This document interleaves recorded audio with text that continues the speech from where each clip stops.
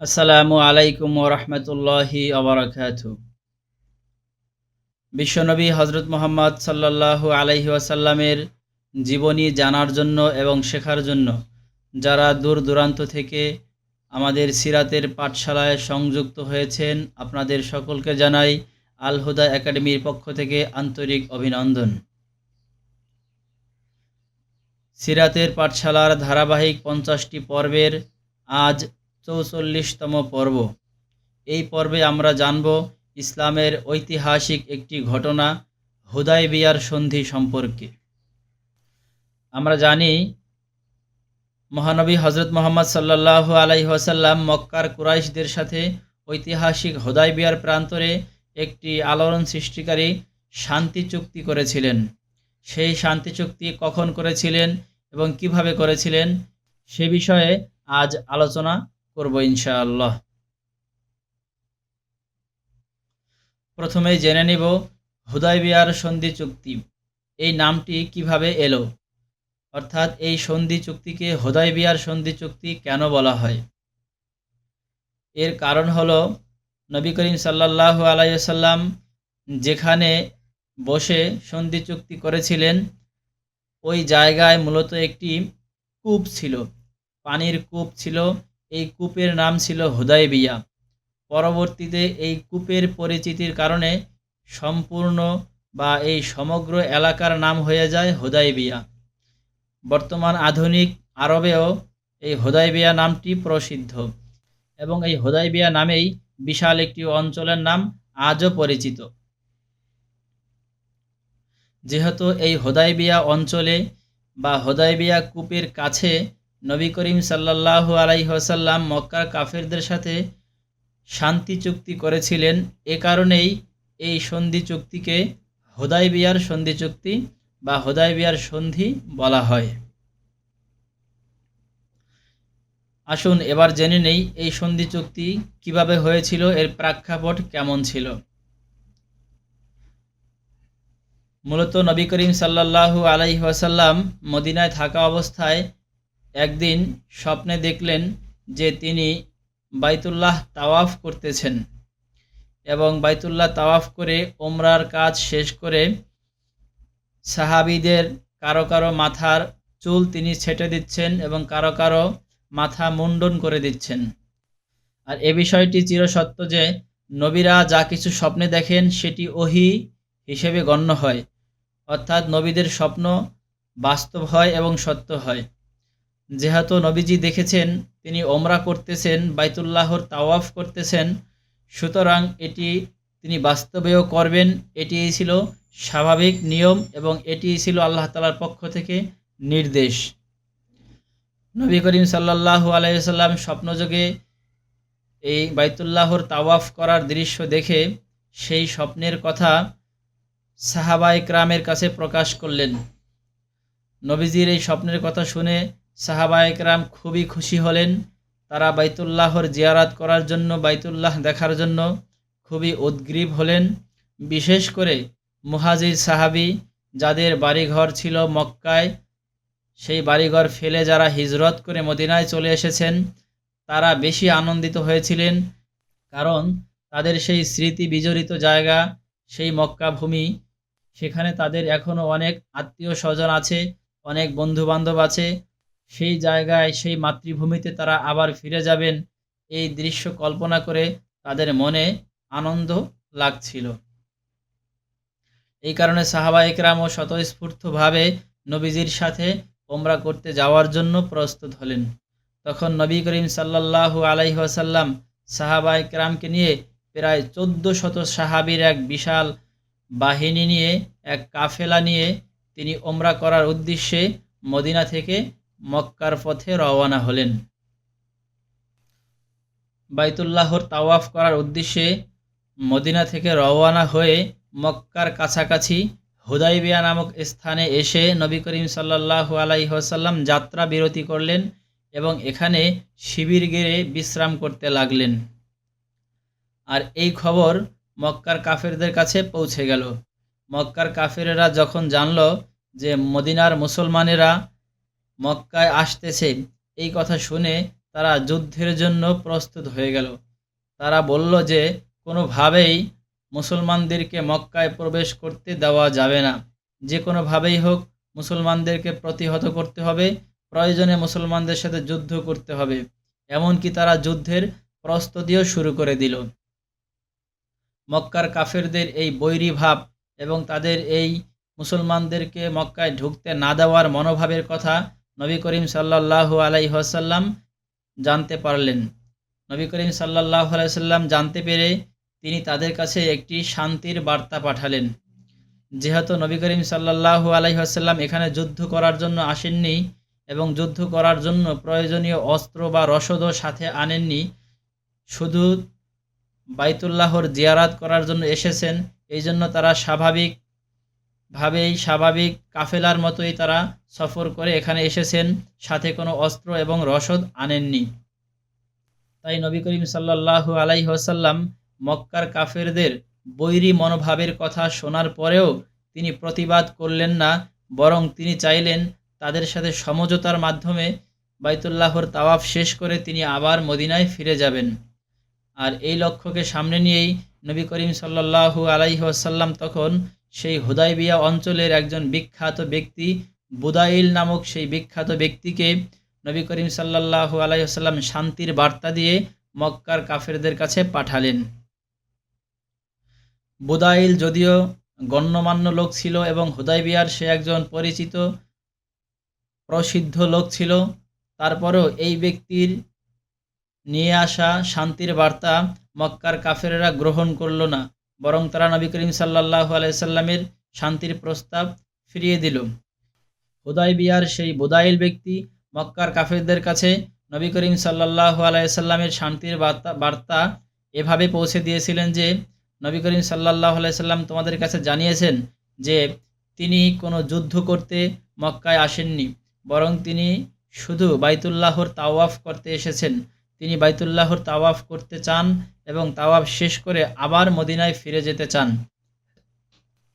তোমরা চাইলে তার সাথে সন্ধি চুক্তিতে আবদ্ধ হতে পারো, শান্তি চুক্তিতে আবদ্ধ হতে পারো, তাহলে তারাও মক্কায় এসে তোমাদের কোনো ক্ষতি করবে না, আর তারা মক্কায় আসার পর তোমরাও তাদের কোনো ক্ষতি করবে না।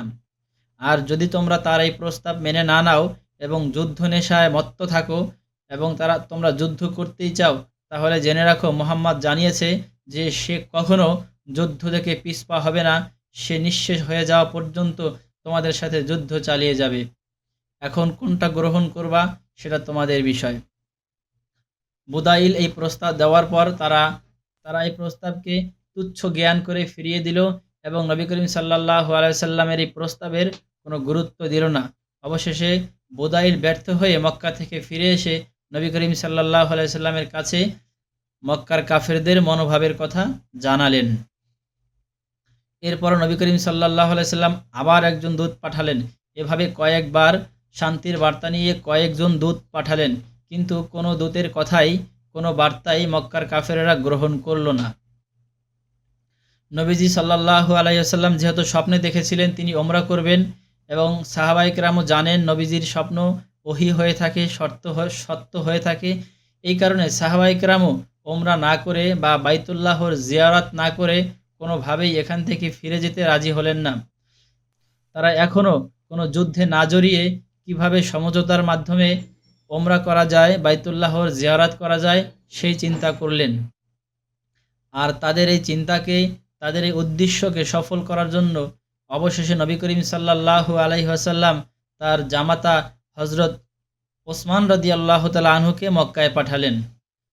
আমরা জানি যে ওসমান রাদিয়াল্লাহু তাআলা আনহু ছিলেন খুবই একজন সম্ভ্রান্ত লোক।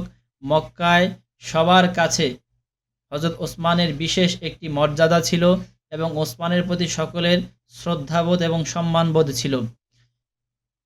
আর এই কারণেই নবী করিম সাল্লাল্লাহু আলাইহি ওয়াসাল্লাম হযরত ওসমানকে সেখানে পাঠিয়েছিলেন, যাতে মক্কার কাফেররা বুঝতে পারে যে নবীজি আসলেই সন্ধি চুক্তি করতে চাচ্ছেন, তিনি কোনো ধরনের রক্তক্ষরণ, কোনো যুদ্ধ বিগ্রহ তিনি চাচ্ছেন না।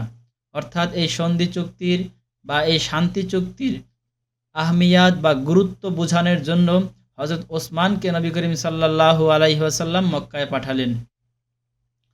হজরত ওসমান গিয়ে যখন কাফেরদের কাছে এই প্রস্তাব দিল, তখন কাফেরেরা হজরত ওসমানের প্রস্তাবও গ্রহণ করলো না। উল্টো তারা হজরত ওসমান রাদিয়াল্লাহু তাআলা আনহুকে বন্দি করে রাখলো। ওসমান রাদিয়াল্লাহু তাআলা আনহুকে বন্দি করে রেখে তারা মুসলমানদেরকে জানিয়ে দিল যে তারা ওসমানকে হত্যা করেছে।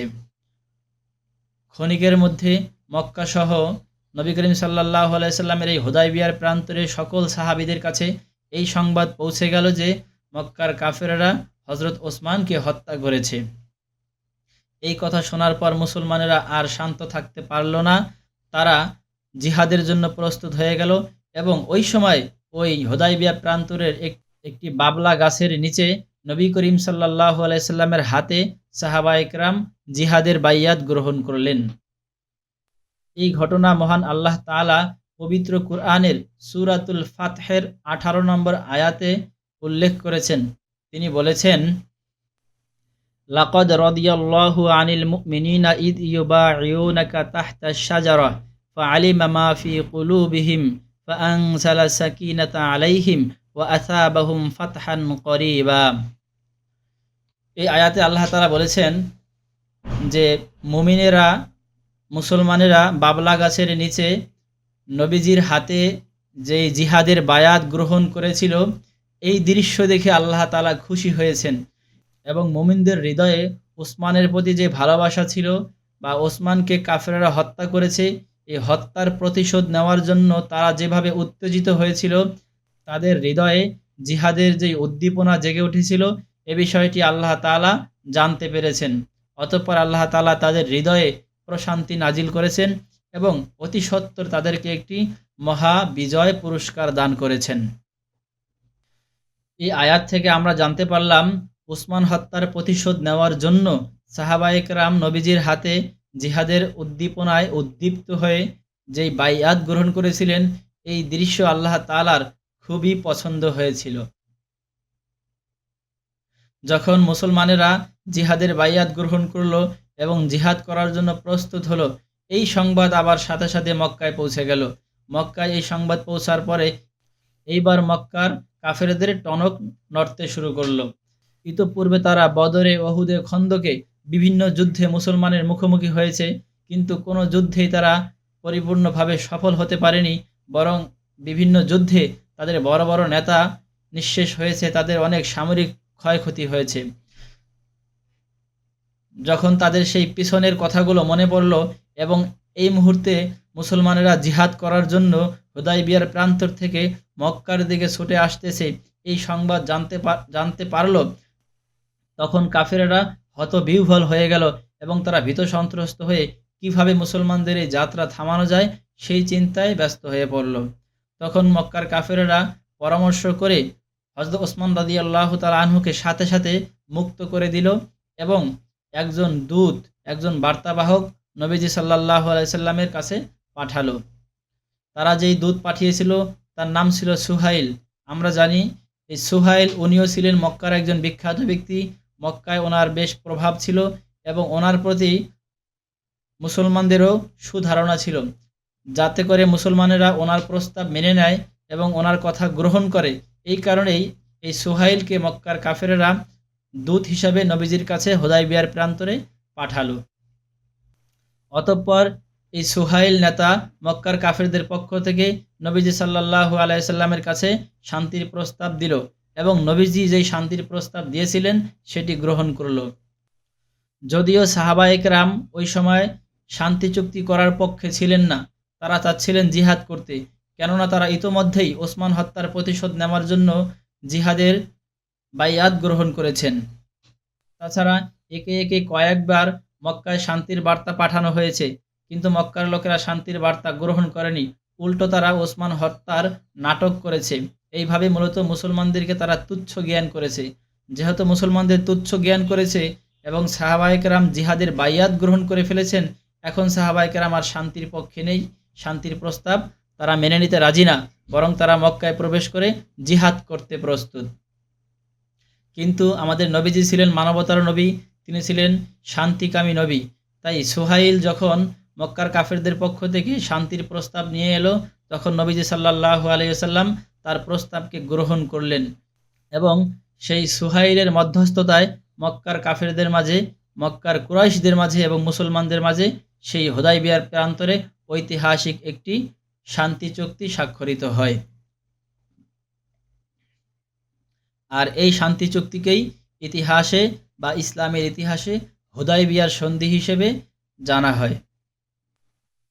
এই সন্ধি চুক্তিতে যে সকল ধারা ছিল তার মধ্যে উল্লেখযোগ্য 4টি ধারা আমরা এখানে আলোচনা করব।